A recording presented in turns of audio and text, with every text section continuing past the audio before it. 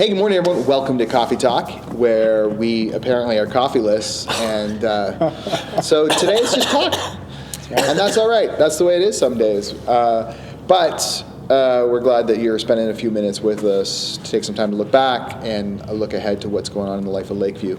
And this week, looking back, we talked about Ruth as we continue this series in calling and divine assignments, and Ruth is one of those. I really appreciate, Jeff, something you said in there about how she's a little more like us. Mm-hmm. And by that, you didn't mean that we're all Moabites, but like that we don't all have that big, moment where, the ground shakes and the Lord's thunderous voice speaks.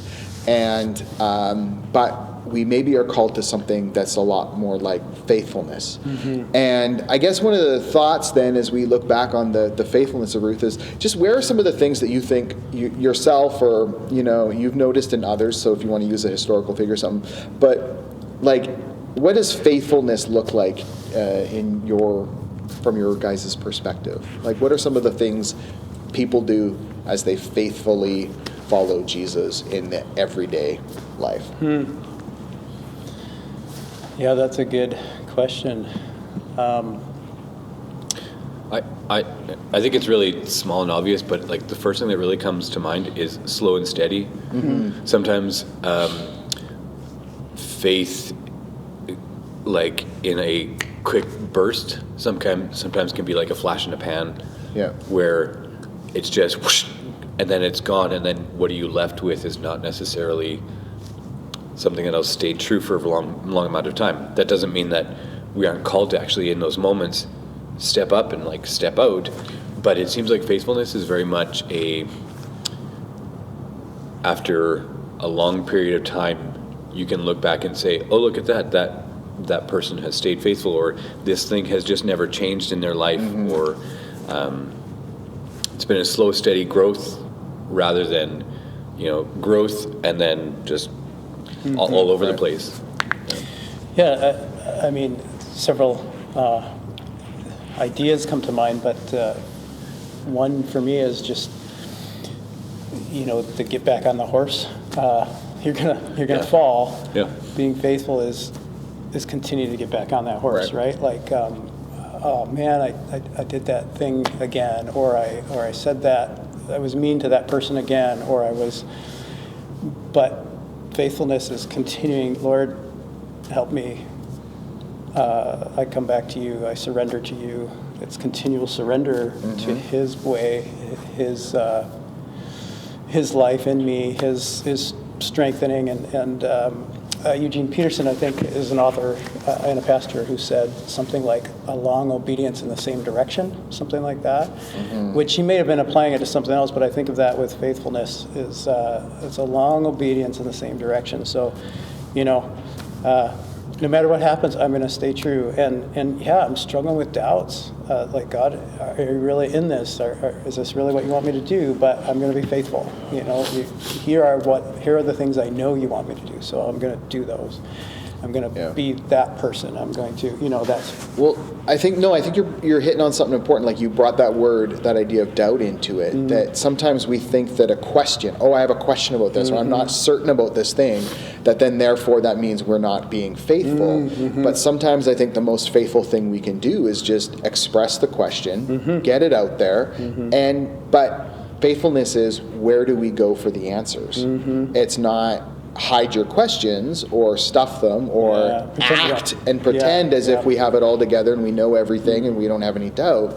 But faithfulness is more like actually, turning to a source that can help, mm-hmm. or, mm-hmm. it's actually just getting them out there and then seeking the answers mm-hmm. in a healthy mm-hmm. and productive way. Yeah. And so I really appreciate that you touched on that. I think one of the things I've been thinking about is faithfulness I think starts with taking stock of what is it that I've actually been given to be faithful with. Oh, that's good. Right? Too. Mm-hmm. It's one thing just to say, okay, I'm going to be faithful, but if you don't know what you have to be faithful over or mm-hmm. with, then mm-hmm. it doesn't really do a whole lot, right? But to say, no, I'm a father. Oh, great. So I've got to be faithful in, in how I relate to my children, which of course, I mean, as you have touched on, that there will be times of imperfection, there will be mistakes, but again, getting back on the horse, just keep, Yeah. Well, reconnect, apologize, Yeah. and keep moving forward, right? Faithful in my Yeah. marriage, faithful with, my whatever, everything that God has given us, and then, but I think it starts with just taking note of it. yeah, totally. And that the father idea, as fathers, we all are, all the three of us are, we can say, I'm going to be faithful as a father, but sometimes being faithful is figuring out, okay, what is the way to be a father, godly way, and asking questions, but when you said, what am I faithful over and faithful with, I really think faithfulness is about relationships. So we're faithful in our relationship with Jesus. We keep coming back to him. We're faithful in our relationship with our friends, our parents, our children, our spouse, whoever it is. Faithfulness is really all about relationships. Sometimes it involves tasks, but for the Lord or for somebody that Absolutely, and I think that's what we saw with Ruth, right? She was faithful in her relationship to Naomi, even though we don't really know, because, like, as you pointed out, God's not mentioned a lot, right? We don't know whether she had a relationship with God or what she understood of God, but she was faithful in her relationship with Naomi, and then by all accounts, we kind of assume and project that she was faithful then in her relationship with Boaz. But we also saw his faithfulness, right, to that family and to what was, I guess, ultimately his extended family. And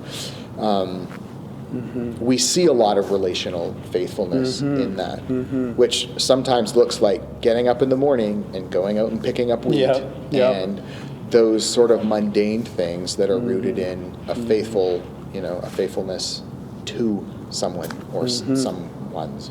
Yeah. But Kevin, any other thoughts you want to add in that? No, but just even like what you were saying about Boaz too, that like faithfulness also means remembering God's promises in that. Like the fact that they left things behind for those in need, for the gleaners as well too. Like that was part of God's law for foreigners, right? Yeah. So he even was faithful in that overarching standpoint of saying, that's a good point. I know God has called me to do this and to take care of the people around me and to take care of those who can't take care of themselves, like this foreigner, and reminding them, let her come, let her do her thing, and even in the midst of that, it makes it feel like it was maybe a natural tendency for the workers or for some of the people of that area to kind of just push that aside a little bit, to push God's command of taking care of the foreigner and the stranger and alien among you. Right? Thank you so much for bringing that up, because I'm in my brain overlaying that with, Jeff, what you reminded us in the sermon of, that this was during the time of the Judges.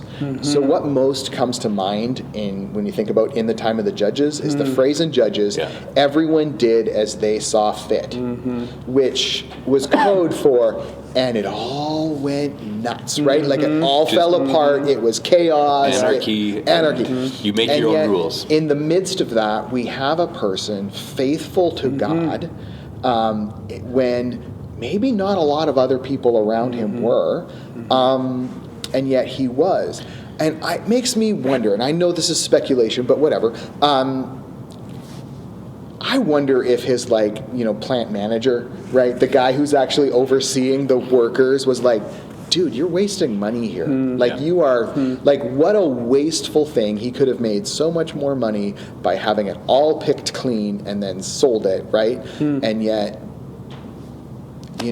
God actually had a plan to care for foreigners, and that was it. Yeah. And he was going to be faithful to that. And through that waste of money, oh, by the way, we're going to bring about, long-term the Savior of the world.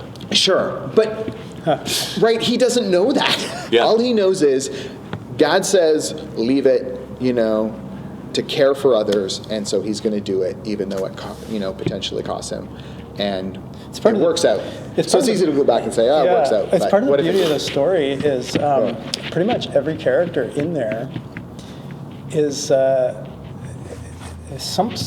demonstrates some sort of integrity and some sort of uprightness, because Boaz comes on the scene and he's like, God bless you, to his people. I forget exactly the words he used, and they're like, and you, So like, as you say that, I can imagine one of his managers or whatever, but the text kind of says no, they were all really on board with him, so he must have treated them well, and obviously, like, and we don't know. I mean, the text doesn't say it, but that's part of the beauty of this story, is everybody you meet is like, Naomi comes back and everybody's happy to see her. Naomi, she's the one that's call me bitter, because she's living her emotion, but in the end she's joyful again, and they're like, so. Yeah, that's great, and absolutely, you're right. There seems to be within the text, people had a love for one another.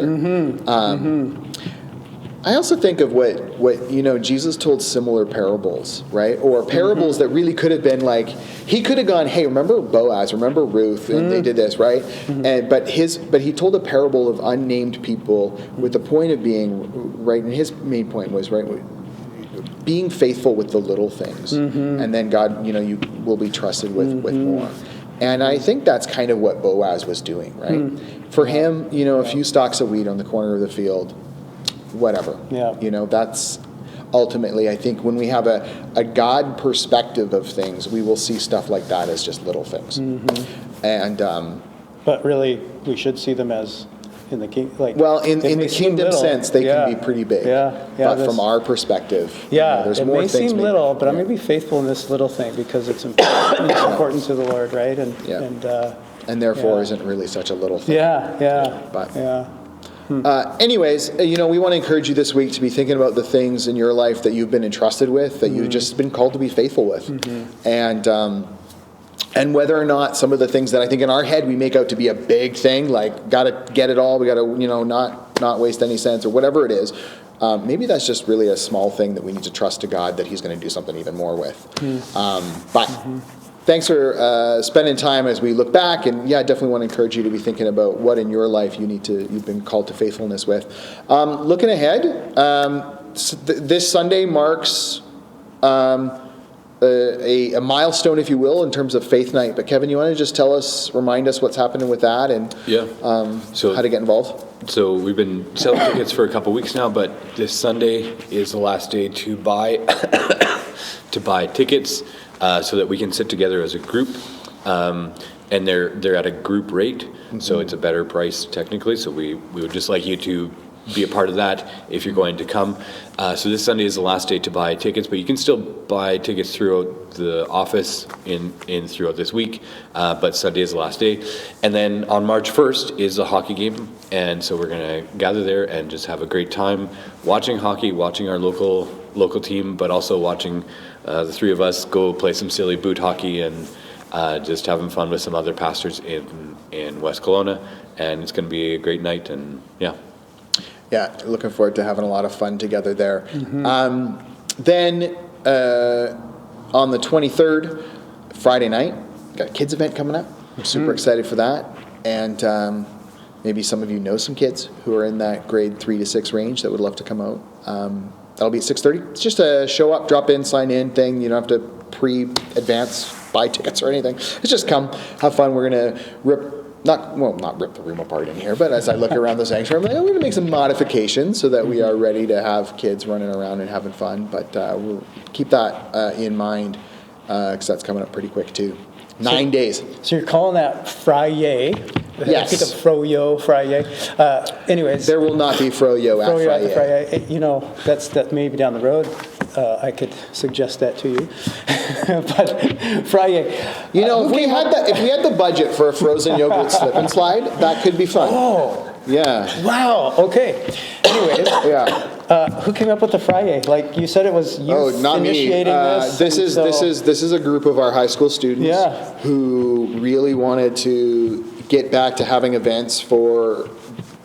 Well, the beautiful thing is, it's essentially their younger siblings. Like that's the cool thing. I'm like, oh, you actually want to do something nice for your younger sibling? That's beautiful. Oh, yeah. But no, they wanted to design and plan and have us have kid events, and So yeah, that they went right from naming it, designing Yeah. the poster, That's great. to planning what we're going to do that night and when we would do it and who to invite and all of that. And so it's Yeah. really been fun just to kind of see them. That's what really and excites work me. with them. Yeah, that the youth Yeah. that the youth planned it, and you enabled them, or is that the right word? Empowered. I Well, don't you know what? Enabling can be a positive thing,